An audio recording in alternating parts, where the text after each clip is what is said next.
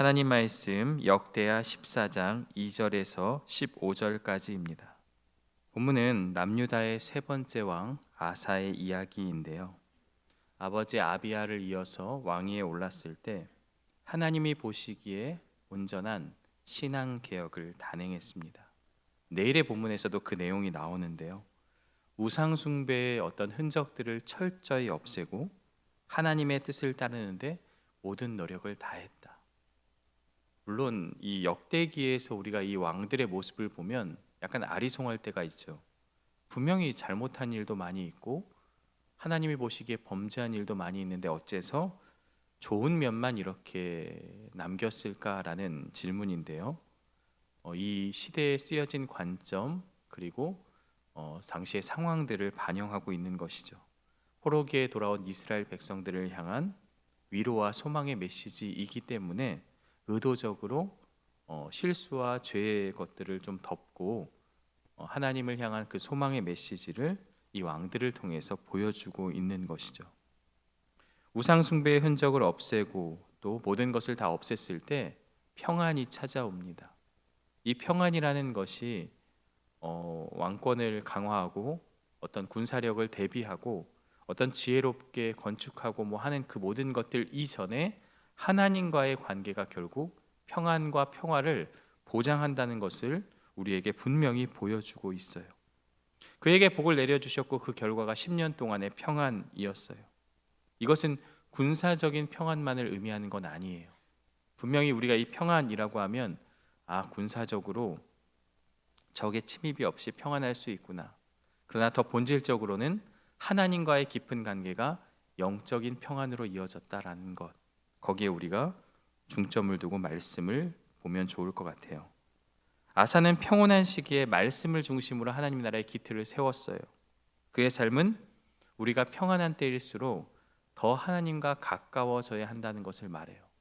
우리가 일상생활에서 뭔가 잘 되고 뭔가 좋으면 그때도 우리가 하나님을 찾지만 또 위기 가운데서도 당연히 하나님을 찾지만 그러나 분명한 건 그러한 위기나 좋을 때나에 상관없이 우리의 일상이 하나님과 늘 가까워야 한다라는 것을 이 말씀을 통해서 우리가 생각해 볼 수 있는 것이죠.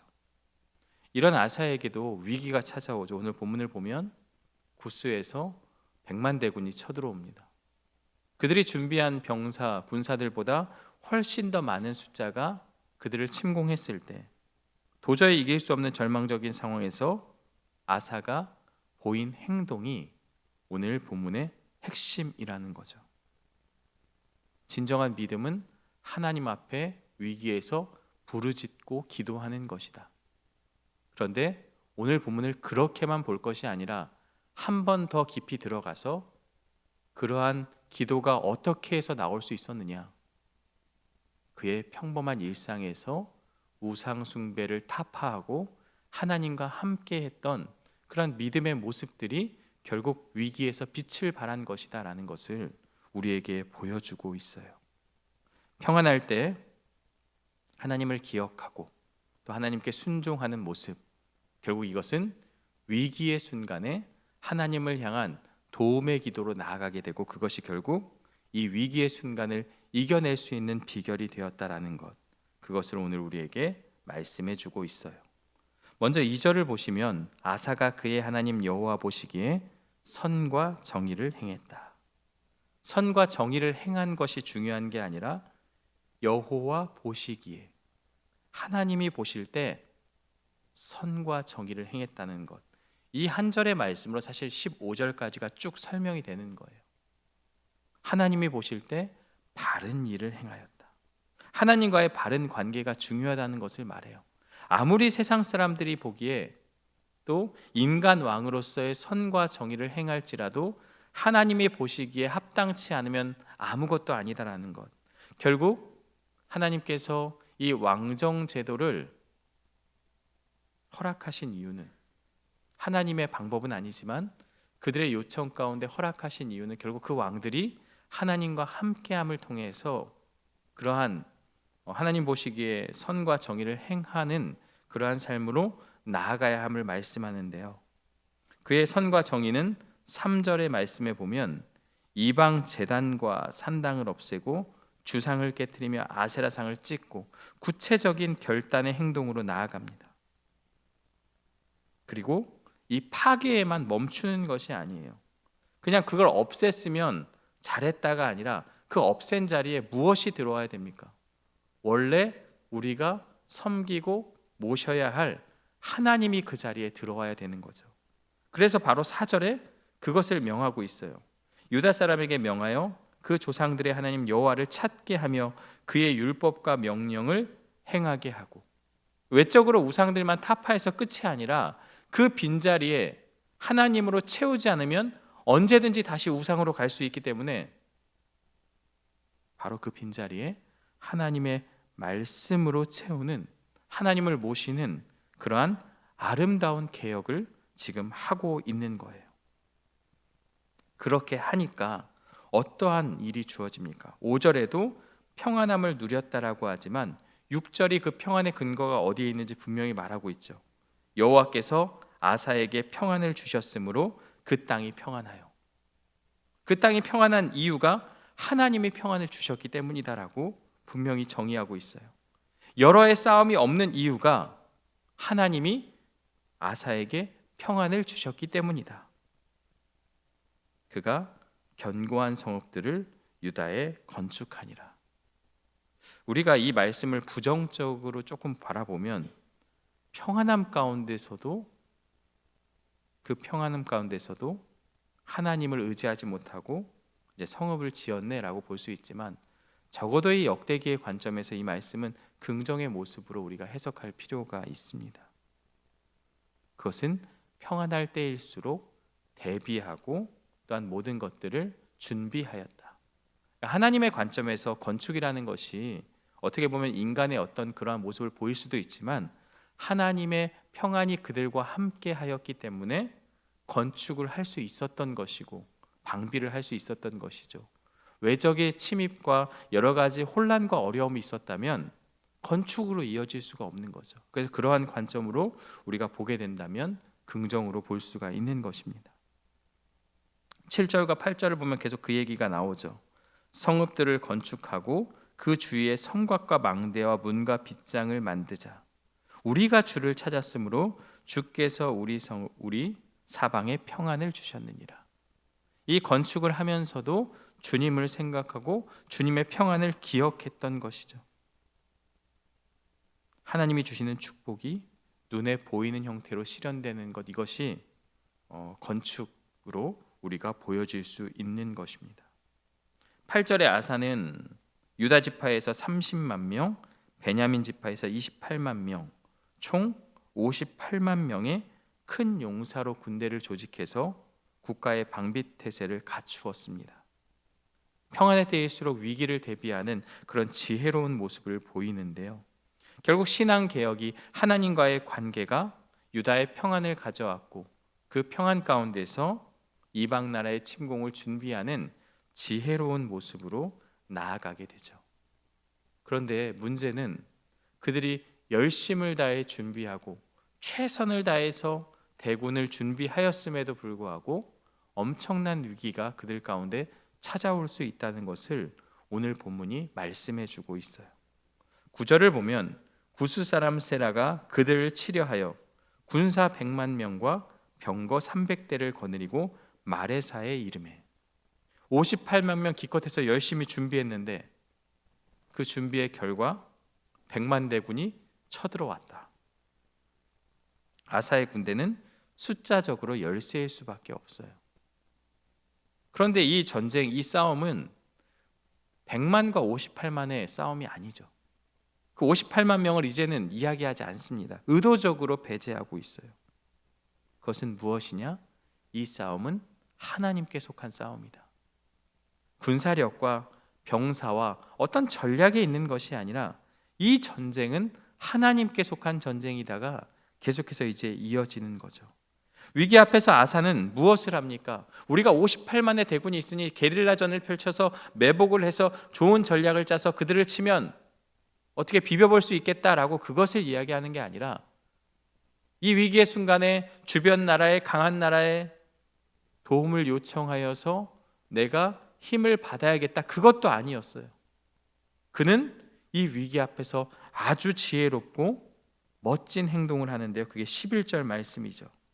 아사가 그의 하나님 여호와께 부르짖어 이르되 여호와여, 힘이 강한 자와 약한 자 사이에는 주밖에 도와줄 리가 없사오니 우리 하나님 여호와여, 우리를 도우소서. 우리가 주를 의지하오며 주의 이름을 의탁하옵고 이 많은 무리를 치러 왔나이다. 여호와여, 주는 우리 하나님이시오니 원하건대 사람이 주를 이기지 못하게 하옵소서 하였더니, 이 아사의 기도가, 이 11절 말씀이 오늘 본문의 핵심 구절입니다. 하나님 여호와께 부르짖어 기도해야 했다. 이 기도는요, 세 가지 위대한 신앙 고백을 담고 있어요. 첫 번째는 하나님의 절대 주권에 대한 고백인데요. 여호와여, 힘이 강한 자와 약한 자 사이에는 주밖에 도와줄 리가 없사오니, 주님밖에 도와줄 분이 없다는 고백이에요. 다른 어떤 것도 이 위기의 순간에 내가 가진 군사력도 지혜도 전략도 아무것도 소용이 없다. 오직 하나님만이 이 위기 상황에서 우리에게 힘을 주실 수 있는 분이다. 하나님 절대 주권, 믿음의 고백을 지금 하고 있는 거예요. 전쟁의 승패가 군사력에 달려있지 않다. 하나님께 있다. 믿음의 고백을 하고 있는 것이죠. 여기에 승리의 비결이 담겨 있습니다. 이미 싸우지 않았지만 하나님의 절대 주권을 고백하는 그 믿음의 고백 앞에 하나님께서 역사하시고 하나님께서 그들을 치실 일만 남은 것이죠.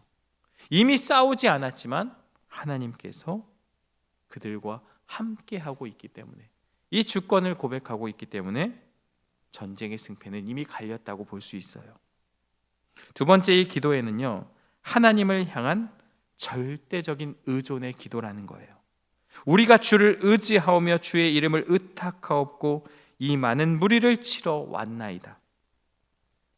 군대가 아닌 주를 의지하고 전략이 아닌 주의 이름을 의탁한다고, 오직 주님만을 의존하는, 하나님을 유일한 힘과 방패로 삼겠다는 신뢰의 표현을 이 기도 속에 담아두고 있는 거예요. 마지막 세 번째는요, 하나님의 명예를 위한 기도입니다. 여호와여, 주는 우리 하나님이시오니 원하건대 사람이 주를 이기지 못하게 하옵소서. 아사는 이 전쟁이 유다와 구스의 싸움이 아니다. 하나님과 구스와의 싸움이다. 사람과 하나님과의 싸움이다. 그리고 유다의 패배는 곧 하나님의 패배라고 그렇게 이야기하고 있습니다. 하나님의 명예, 하나님의 명성, 하나님의 이름을 위한 기도를 지금 올리고 있습니다. 이렇게 분명한 기도를 올렸고 그 결과는 어떠합니까? 부르짖음은 즉각적이고 분명하게 나타났는데요. 12절 말씀, 여호와께서 구스 사람들을 아사와 유다 사람들 앞에서 치시니 구스 사람들이 도망하는지라. 여호와께서 치셨다. 하나님이 직접 싸우셨다. 백만대군은 혼비백산돼서 도망치고, 유다가 할 일은 무엇입니까? 이제 도망치는 적들을 쫓아가 그들을 치는 일만 남았습니다. 하나님의 위대한 승리를 확인하고 그 승리의 영광을 취할 일만 남은 것이죠. 전쟁의 결과는 완전한 승리를 넘어 놀라운 축복으로 이어지는데요. 13절을 보면 이는 여호와 앞에서와 그의 군대 앞에서 패망하였음이라 노략한 물건이 매우 많았더라. 노략물이라는 것은 완전한 승리를 보여주는 상징적인 결과입니다. 하나님을 의지하고 하나님께 부르짖은 기도, 그 모든 것을 통해서 하나님은 놀라운 승리를 그들에게 허락하여 주셨습니다. 오늘 우리는 아사의 그 놀라운 승리의 장면을 마주하고 있습니다. 그의 위기 앞에서의 간절한 기도, 그러나 그 전에 일상에서의 하나님과의 함께함, 그것은 오늘 우리에게 어떠하게 적용해 볼 수 있을까요? 승리는 위기 속에서 우리가 얻는 것이 아니라 평안함 가운데서 준비하는 것임을 알게 됩니다. 우리의 삶에 있어서 위기의 순간 하나님께 나와야 하는 것 당연하고 맞습니다. 그러나 그 위기의 순간 때만 나오는 것이 아니라 평안할 때, 내 인생이 잔잔할 때 우리는 어떠한 삶을 살아가고 있는가? 역대하 14장의 핵심은 위기 속에서 우리가 어떻게 기도했느냐라는 것을 넘어선 가르침이 있어요. 평범한 일상에서 우리의 신앙생활이 어떠해야 하는지를 우리에게 가르쳐 주고 있어요. 절박한 순간 기도했기 때문에 하나님이 들어주셨다. 반은 맞고 반은 틀린 이야기입니다. 물론 절박한 순간에 나와서 기도하면 하나님 도와주시고 우리와 함께 하시죠. 그러나 승리의 진정한 뿌리는 어디에 있느냐? 일상에서 하나님 보시기에 선과 정의를 행한 그의 모습, 삶의 모습, 어떤 삶의 결단이 위기의 순간 빛을 발한 것입니다. 저도 군 생활을 했지만 군 생활을 하면 그 위기의 순간을 항상 대비해서 일상이 전투처럼, 훈련이 전투다라는 그런 구호처럼 열심을 다해 준비합니다. 올림픽에 나가야 되는 선수는 어때요? 그 시즌에 맞춰서 준비를 하긴 하지만 계속해서 열심을 다해서 훈련 또 훈련을 하는 거죠. 그 한 번을 위해서, 그 한 번의 위기를 위해서. 전쟁과 이 올림픽 선수들과 마찬가지로 그들의 평범했지만 일상의 훈련이 중요한 것처럼 오늘 우리의 삶의 모습도 마찬가지예요. 우리의 삶의 평안한 그 순간순간이 어떻게 하나님과 관계하고 있는가, 하나님과의 바른 관계를 갖고 있는가라는 것을 우리에게 말씀하고 있습니다. 우리는 위기의 직면에서야 하나님을 찾는, 또 기적을 구하는 경향이 있습니다. 그렇게라도 하나님께 나오면 다행이긴 하나 우리는 한 단계 더 나아가야 하죠. 하나님은요, 우리의 평범한 일상을 보시고 선과 정의를 행하기를 원하신다는 거예요. 평안할 때 하나님을 기억하고 그분의 뜻에 따라 살아가는 자에게 위기의 순간 잘 감당할 수 있는 지혜를 허락해 주시는 것입니다. 결국 진정한 믿음은 위기가 닥쳤을 때 절박하게 기도하는 것을 넘어 평안의 시기에 하나님의 뜻을 따르는 일상의 순종에서 완성된다는 것, 바로 오늘 본문이 우리에게 주는 영적 교훈입니다.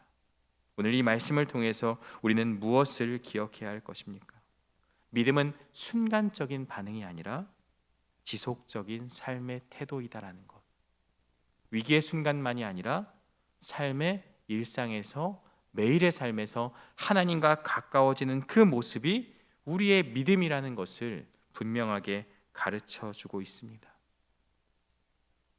초라해 보이기도 하고 그렇게 중요해 보이지도 않은 우리의 삶의 일상이지만 그 순간에도 우리가 하나님을 찾고 구하고 하나님과 함께하는 믿음의 모습을 통해 다가올 위기의 순간을 지혜롭게 대처하며 하나님을 의지하는, 또 그것을 통해서 하나님의 역사하심을 경험하는 저와 여러분들 되시기를 주님의 이름으로 축원합니다.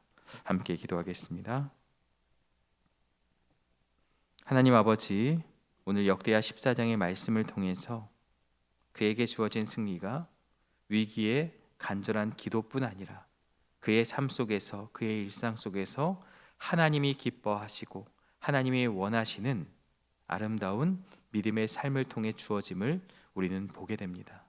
오늘 우리의 삶 가운데서도 우리의 일상, 우리의 삶의 모습들이 소홀히 하지 않고 하나님과 늘 가까이 하며 또 하나님과 그 함께함이 기쁨이 되어서 위기의 순간에 빛을 발하는 놀라운 역사가 있게 하여 주시고, 삶의 모습 하나하나도 하나님과 늘 가까이 함을 통해 그것이 믿음의 모습임을 깨닫고 그렇게 살아가는 우리 모두가 되게 하여 주옵소서. 삶의 중심이 하나님이 되게 하여 주시고 결단함을 통해 그 믿음의 모습을 통해 위기의 순간 하나님을 의지하며 나아가는 그러한 기도로 펼쳐질 수 있도록 인도하여 주옵소서. 예수님의 이름으로 기도드리옵나이다. 아멘.